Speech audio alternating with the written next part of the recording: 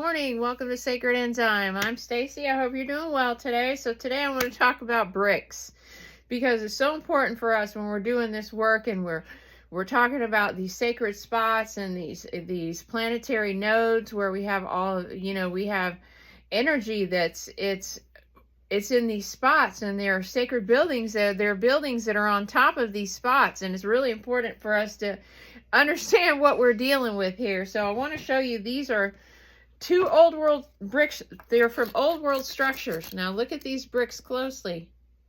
You see all the stuff that's in there. You even see the mold. You even see like this green growing on here, this algae. This only grows on blood. This shows that this basically has organic material in this brick. And so you have structures that have a combination of these colors. You'll see red brick, you'll see this orange brick, and then you'll see this lighter color brick that's a lighter shade of concrete, but it's a brick. And these are all from this old world time period where this was what was used to anchor in the planetary grid. And there's all kind of stuff in these bricks. There's all kind of material, organic material.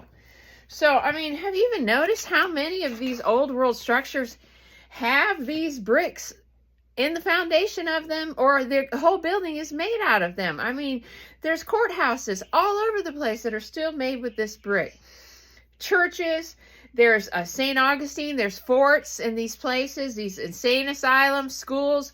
I mean, you even see some neighborhoods up north, the entire neighborhood will be red brick.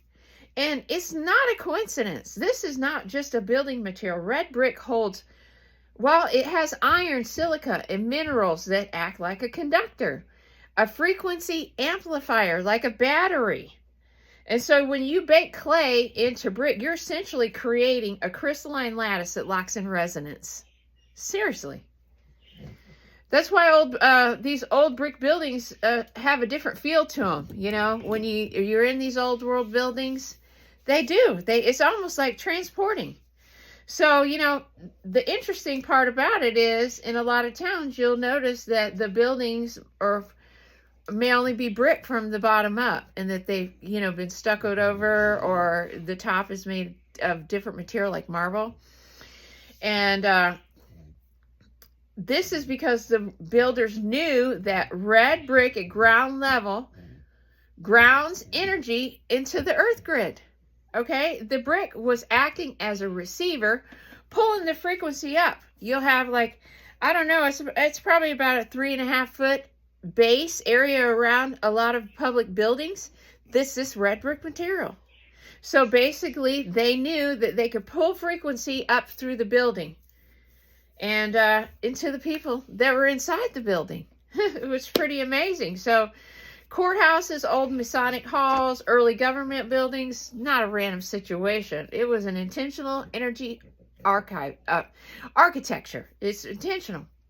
So let's fast forward out of the bricks, because this is kind of setting the groundwork to what I wanted to talk about today. So I want to talk about Epstein's properties. Okay, so West Palm Beach, the Virgin Islands, the Zora Ranch, even his Manhattan townhouse, they're all positioned on energetic nodes. Okay, and we know that he got these buildings from, like, some of the stuff he got from Les Wexner. But, it just goes to show you that this group of people, they all know something about something, and most people don't. Okay, so these are not just vacation homes. They're placed like chess pieces. They're like chess pieces on a grid. A lot of them incorporated old world materials, limestone, coral, brick foundations. They're all frequency conductors. Look at Mar-a-Lago. Those buildings are not only hiding trafficking, they're hiding frequency work. Rituals that are done inside these structures like this, they don't just stay in the room. They ripple into the ley lines underneath them. We're talking about, you look at the building, look at Jekyll Island. This is on Coquina Rock. There's a reason for that. That's why they do rituals there. It's on an energetic node. And that's Atlantean nodes. The Jekyll Island, that's Atlantis. Okay, so the Stargate bloodline theory that I have. Okay, so let's go deeper. Ancient texts from Atlantis talk about the sons of Belial, the faction obsessed with control technology and bloodline purity. Bloodline purity, okay? They wanted to hijack the natural stargates of the planet. And this is why so many of us have been put in SSP programs, is because they used us to hijack these stargates, okay? So what do we see now? We see that Epstein has an obsession. He had an obsession with DNA. He was friends with all these people that were in cloning technology, transhumanism, futuristic shit, okay? All right, so cloning, and then let's not forget about the incubator babies. I've been wanting to bring this up for a while. The incubator babies, a lot of these incubator babies had old German genetics, which I would translate to Hyperborean. Old German genetics translate to me to Hyperborean. And so they were really, really interested in these German genetics for now. If we're in a harvest, think about this. Okay, say we're in a harvest, an energetic harvest, and we're going to have a lot of cataclysms on the planet, and a lot of people are going to die. Okay, what better way to fill up your super soldier criteria for bodies by go ahead and genetically seeding future lines with the right material to go through Stargates. Think about this, folks. Think about this. The orphan trains sent tons of European kids, homeless, born in, raised in incubators. Where were their mothers, right? Were these clone babies from breeding mothers to make super soldiers for right now because of future timeline? I'm here for a future timeline through my family genes on my mom's. It goes way back. They've been doing this over and over again. It's a spiral Trinity Codex that comes from the Divine Mother. It comes from Sophia, World Mother's line. There was a faction that broke off there, and this is where I think happened. When there was Adam and Eve, before Eve was Lilith. Lilith was Adam's counterpart. When they were separated from an androgynous being in this experiment and made into two, male and female, Lilith was Adam's twin flame, soulmate, counterpart, other half. When they separated, it was a foreign concept to be individuated, okay? So when they were telling Lilith that she needed to lay down and be, have sex, she didn't want to do it because it was a foreign concept to her. She went from being celestial to go into this animalistic nature. Okay? She refused. And this is why we were talking about it before, how it talks about she merged with the tree. At that point, Lilith went into the world tree, which was she went to the North Pole and she went back into the higher vibrational bands of frequency. So I'm thinking that Sophia, or Lilith, or Sophia, whatever you want to call her, Lilith at that time, that she actually went back to the higher realms. This is why she's at the North Pole. That is the Polaris. That is the way that you're getting off the planet after death. Okay, so that's where she assumed her role. This is why it's time of the lily. This is why Edgar Cayce kept saying, now is the time of the lily. Lilith is Lily. Lilies don't need anything. They're perfect on their own.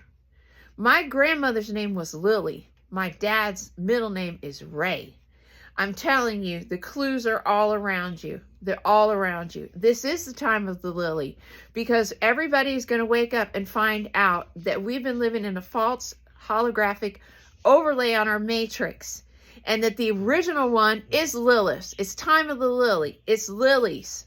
It is the world mother. I think her name is Lily. That's crazy. Really. Lilith. Okay. Now let me get back. Okay, so, Epstein is obsessed with it. He was obsessed with DNA and cloning and transhumanism. And he was involved in all of these groups with these real smart people like Chomsky and, these other people at these institutions, right?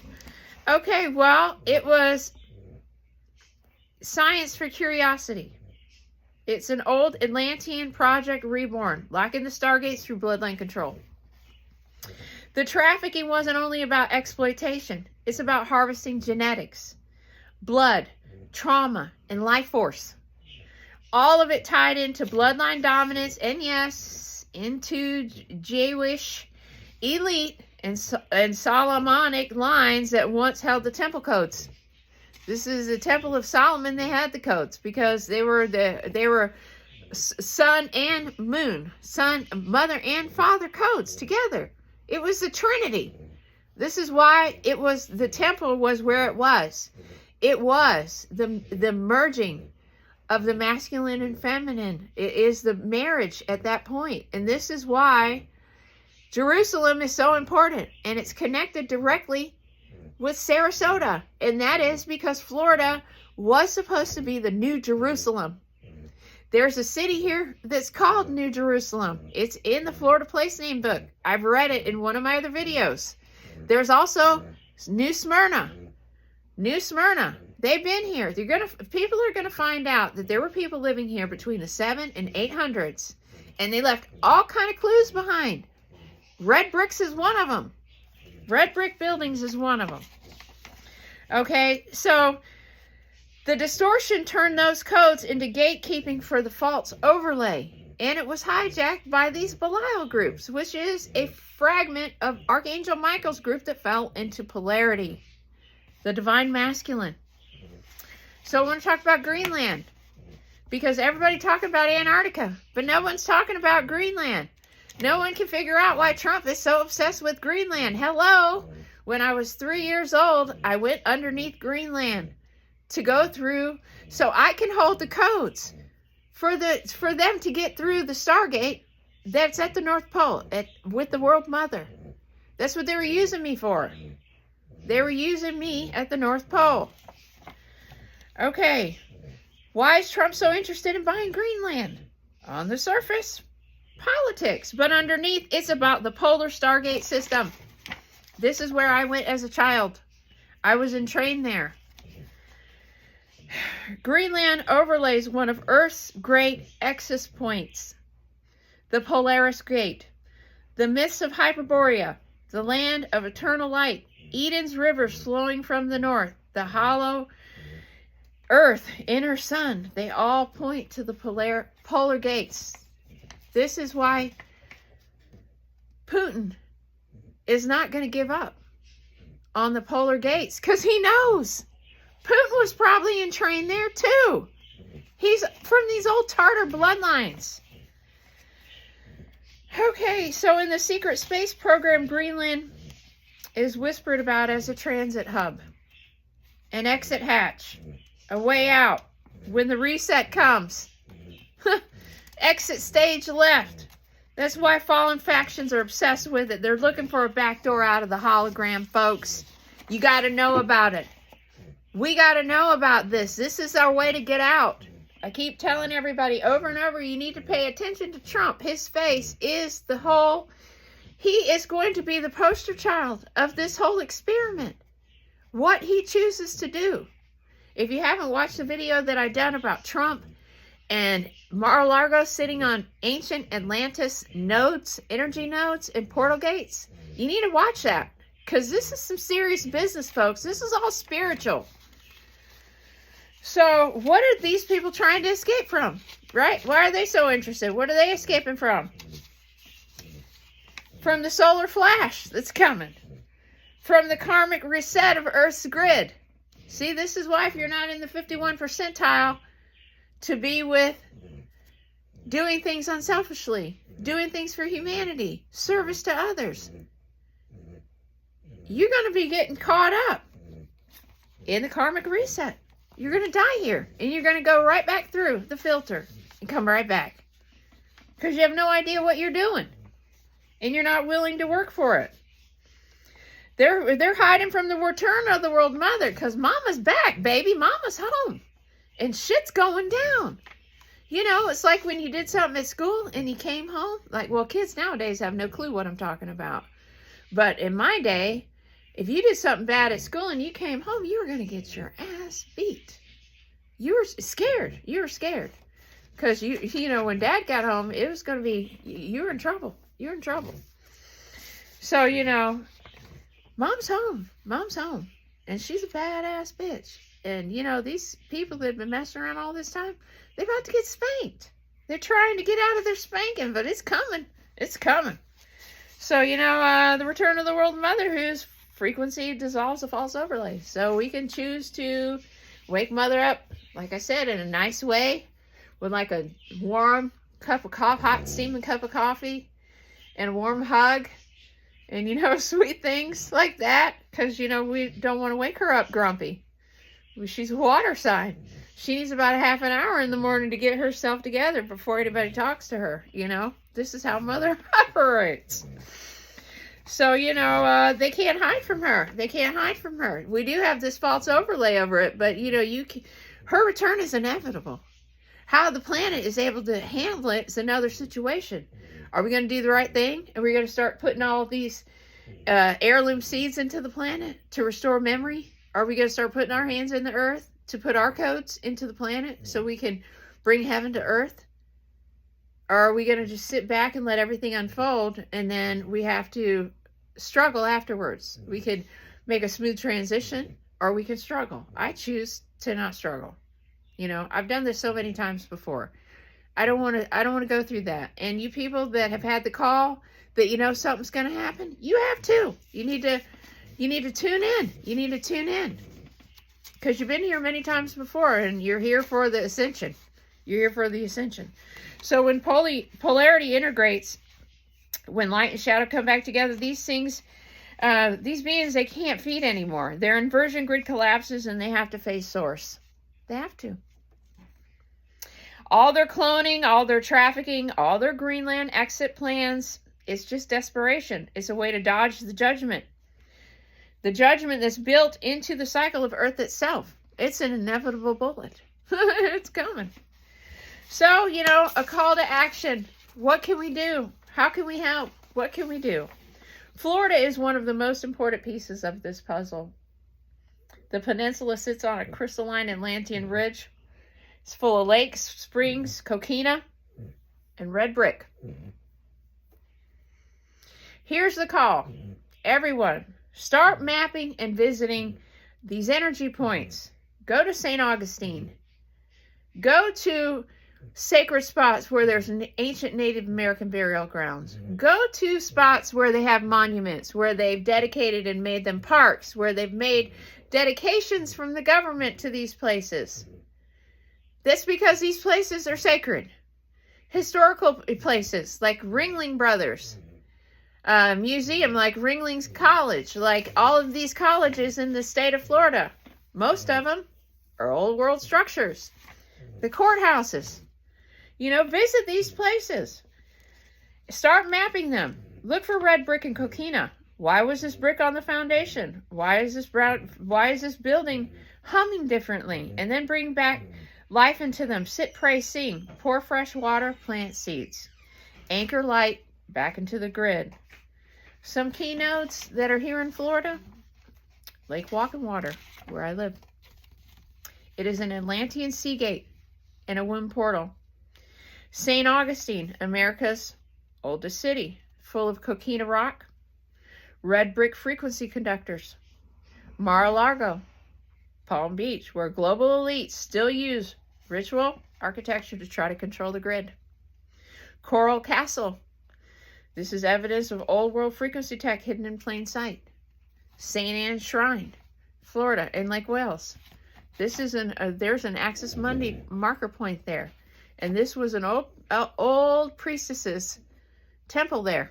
Very, very special sacred place. And I'm going to do a video out there because there's a lot of hidden stuff there. Matter of fact, I think there's a hidden castle that's buried right by the tower.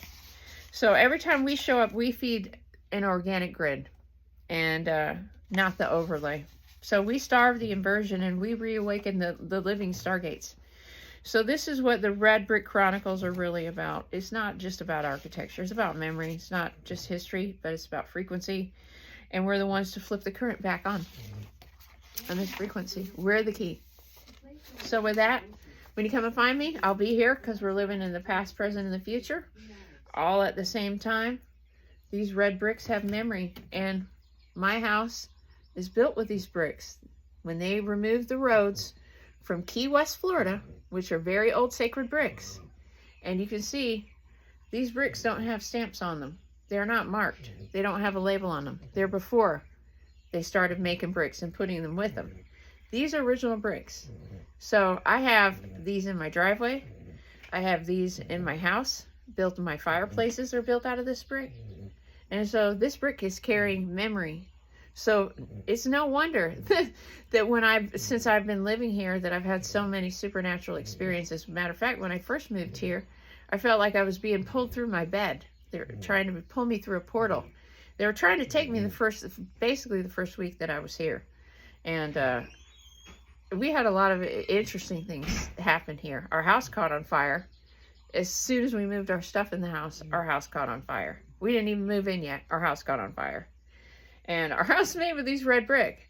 But you know what? I said to my mother, I said, it would be terrible if this house caught on fire after we moved all. And I don't even know why I would say something like that.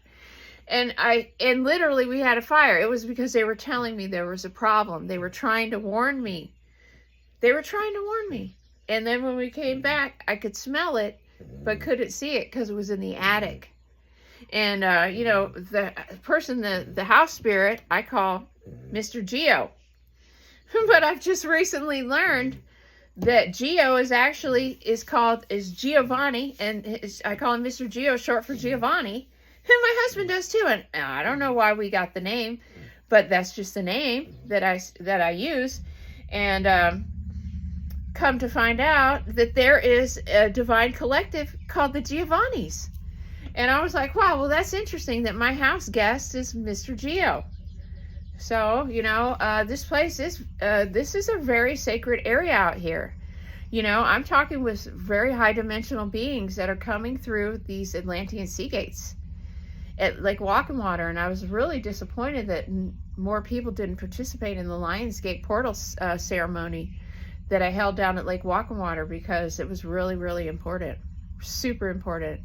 But I did have people online that joined in, and I thank you for that, because we are doing good work. We are doing good work. I know a lot of people like to say this is all crazy and woo-woo, but you know what? If you know, you know. And the people that are saying that, those are the people that are going to be coming back here.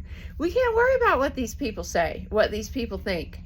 You can't help it that they're sleeping. You can't help it that they choose willful ignorance other than to get off their ass. And it's just that simple.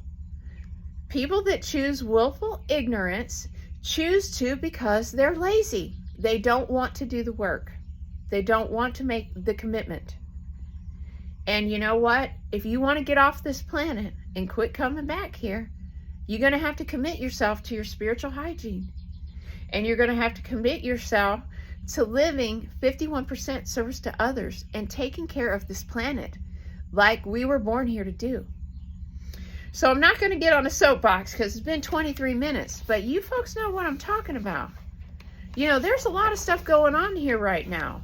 And one of the things is this Epstein stuff, and it has completely, totally lined up with the fact that we are right now in an area of time where divine masculine and divine feminine are having to be remarried. We don't want a toxic relationship here, folks. The divine union is happening. It's happening. We have to do our part. We have to do our part, and we can. Go outside today and put your feet in the grass. Give thanks to our Heavenly Father and Divine Mother, Mother Earth. And don't forget, service to others. Do something for others and not expecting to get anything back. Just do it because it feels good and it's the right thing to do. And because you are a good person. You're a good person. You're a good person. And with that, thank you for being here today. And thank you for loving the planet. And thank you for answering the call in your soul to reawaken and do this work. We can do it together and be successful. And we can bring heaven to earth. Thank you for watching Sacred Enzyme. Have a great day, and I hope to catch you on the next one. Bye-bye.